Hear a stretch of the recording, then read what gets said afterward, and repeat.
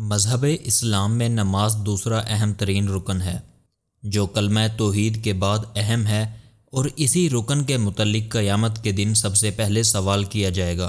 نماز کو قائم کرنے والے ہی نے دین کو قائم کیا، اور جس نے نماز کو چھوڑ دیا اس نے دین کی عمارت گرا دی۔ یہی نماز ہی مسلمان اور کافر کے درمیان فرق کو واضح کرنے والی دینی، روحانی، طبعی، سائنسی اور دنیاوی فوائد پہنچانے والا سب سے بہترین عمل ہے۔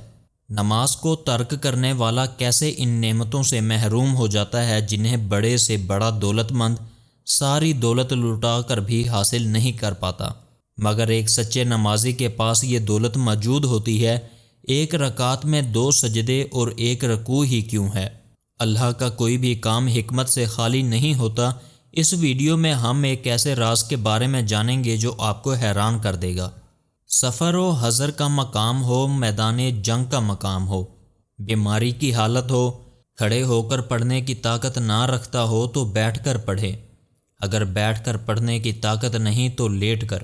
مسلمان چاہے کسی خوشی کی حالت میں ہو یا کسی غم کی حالت میں، مشکلات سے گزر رہا ہو، نماز قائم کرنا اس پر فرض ہے۔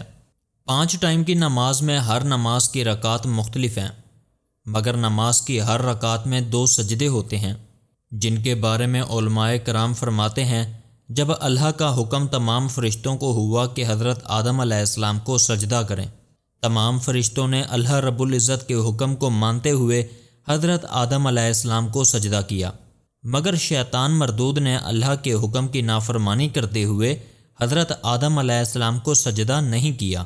سجدہ کرنے والے فرشتے جب سجدے سے اٹھے تو اللہ پاک نے شیطان مردود کو مردود قرار دے کر بارگاہ خداوندی سے نکال دیا، جس پر تمام سجدہ کرنے والے فرشتوں نے دوبارہ سجدہ شکر ادا کیا کہ شکر ہے ہم اللہ تعالیٰ کی نافرمانی کرنے والوں میں سے نہ ہوئے۔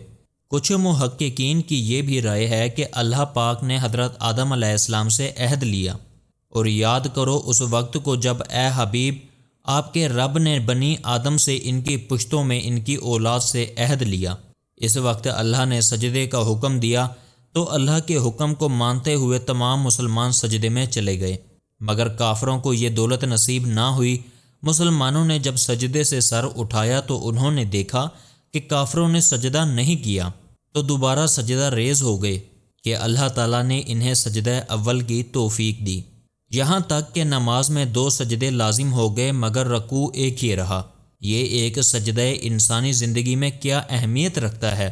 سائنس اسے کس نظر سے دیکھتی ہے؟ جدید سائنس کی روشنی میں انسان خالی گوشت پوست ہڈیوں کا مرکب ایک خالی پتلا نہیں، یہ خاکی وجود اپنے اندر ایک نوری جوہر کو بھی سموئے ہوئے ہے۔ ہر انسان کا جسم 3 جنریٹر پر مشتمل ہے۔ نماز کی نیت کر لینے کے بعد جب انسان کعبہ کی جانب رخ کر کے کانوں کی لو کو ہاتھ لگاتا ہے تو کان کی لو میں موجود ایک خاص قسم کی برقی روح اپنا پیغام دماغ کی طرف پہنچاتی ہے، جس سے ان خلیوں کو چارجنگ پہنچتی ہے جسے شعور نظر انداز کر رہا ہوتا ہے۔ برقی روح کے ذریعے پہنچایا گیا دماغ کو یہ پیغام دماغ کے اس حصے کو روشن کر دیتا ہے جس میں روحانی صلاحیتوں کا پیغام رکھا ہوتا ہے، جس کا اگلا کنیکشن ہاتھوں کے ساتھ منسلک ہوتے ہی جب انسان نماز کے لیے ہاتھ باندھتے ہیں تو زیر ناف جنریٹر میں بجلی کا ذخیرہ ہو جاتا ہے، جو انسان کو جنسی نظام کو قائم کرنے میں طاقت مہیا کرتا ہے۔ تکبیر اولیٰ کے لیے اٹھائے جانے والے دونوں کانوں تک ہاتھ ہی ہمارے بازو پٹھوں میں ایک نئی جان ڈال دیتے ہیں، جس سے گردن کے پٹھوں اور شانوں کی طاقت ملتی ہے۔ آج کے جدید دور میں بھی دل کی مرض جیسی جان لیوا بیماری میں یہ ورزش انتہائی مفید ہوتی ہے، اور فالج کے امراض سے محفوظ رکھنے کے لیے بھی مؤثر ثابت ہوتی ہے۔ کانوں کے نیچے ہاتھ لگانے کے بعد جب مسلمان دونوں ہاتھ باندھے نظروں کا سجدے کے مقام پر رکھ کر قیام کے لیے کھڑا ہوتا ہے تو دونوں پاؤں پر برابر وزن ہونے کی وجہ سے دل پر بوجھ ہلکا ہو جاتا ہے۔ یہ عمل انسان کی قوت مدافعت ویکسوئی کو طاقت ملتی ہے۔ قیام کے بعد رکوع کی حالت میں پروردگار کے سامنے جھکنے سے کمر کی درد کی تکلیف ختم ہو جاتی ہے۔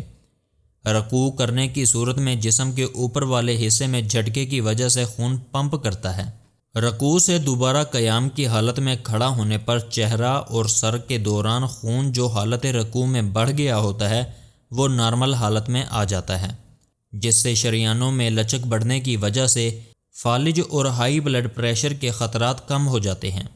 میڈیکل سائنس کے مطابق سجدے کے طرز پر جھکنے سے دماغ کی شریانوں کی جانب خون کا جھکاؤ زیادہ ہو جاتا ہے۔ اس کے علاوہ دماغ کی طرف خون کا پہنچانے کا کوئی عمل نہیں، صرف واحد ایک یہ سجدہ ہی دماغی اعصاب اور سر کے دوسرے حصوں کی جانب خون متوازن ہو جاتا ہے، جو دماغ و نگاہ کو تیز کر دیتے ہیں۔ سجدے سے سر اٹھاتے ہوئے جلسے کی حالت میں بیٹھنے سے گھٹنوں کو تقویت ملتی ہے۔ اتحیات پڑھنے کے بعد جب دونوں کندھوں کی جانب چہرے کو پھیرتے ہوئے سلام کرتے ہیں تو اس وقت گردن کے عضلات کو طاقت ملتی ہے۔ نماز پڑھنے والا شخص نماز نہ پڑھنے والے شخص کی نسبت حشاش بشاش رہتا ہے۔ یہ عمل صرف ہمیں اسی صورت سے فائدہ پہنچا سکتا ہے جب اللہ کی اس عظیم نعمت کو پوری یکسوئی توجہ اور سنت رسول صلی اللہ علیہ وسلم کے مطابق ادا کرنے کے پابند ہو سکتے ہیں۔ نماز پڑھنے کے عمل میں کتنے حقائق پوشیدہ ہیں یہ سب تو ہم اچھی طرح جان چکے ہیں۔ اب ہم اس امریکی ڈاکٹر کی ریسرچ جو اس نے نماز کے عمل کو دیکھتے ہوئے کی، اسے سمجھنے کی کوشش کریں گے۔ اس ڈاکٹر نے جب اپنی ریسرچ کو مکمل کرنے کے بعد نماز میں پوشیدہ رازوں کو سمجھا تو کہنے لگا، میرا دل کرتا ہے میں نماز کو پورے ملک میں لاگو کر دوں، کیونکہ میری ریسرچ نے مجھے نماز کے اندر وہ راز دکھائے جن کی کوئی حد نہیں۔ انسانی دل پمپ کی مانند یہ پمپ ان پٹ اور آؤٹ پٹ کا سسٹم بھی رکھتا ہے۔ انسان کے کھڑے ہونے یا بیٹھے ہونے کی حالت میں انسان کے جسم کے نچلے حصے میں وزن کی وجہ سے پریشر زیادہ ہوتا ہے۔ انسانی دل جسم کے نچلے حصے کو تو خون مہیا کر رہا ہوتا ہے، لیکن دل سے اوپر والے حصے کی جانب خون نہیں پہنچ پاتا۔ دل کے اوپر والے حصے کو خون مہیا تب ہی کیا جا سکتا ہے جب انسان کا سر نیچے کی جانب جھکا ہو اور دل سر سے اوپر ہو جائے۔ سجدہ کرنے والے شخص اس بات کو اچھی طرح محسوس کرتا ہے۔ جب وہ سجدے کو تھوڑا لمبا کرے تو اس کے چہرے کی شریانوں میں بوجھ سے محسوس ہوتا ہے۔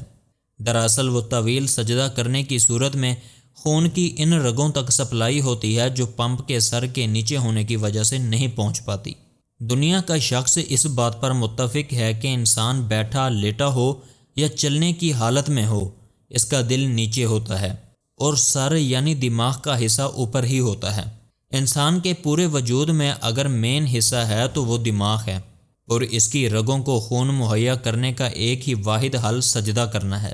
اللہ رب العزت کے حضور 5 وقت سجدہ کرنے سے نہ صرف طبعی فوائد حاصل ہوتے ہیں بلکہ نماز پڑھنے والے شخص کی زندگی پرسکون و خوشگوار گزرتی ہے، اور آخرت میں جو انعامات اللہ رب العزت اسے عطا فرمائیں گے وہ مالک کائنات ہی بہتر جانتا ہے۔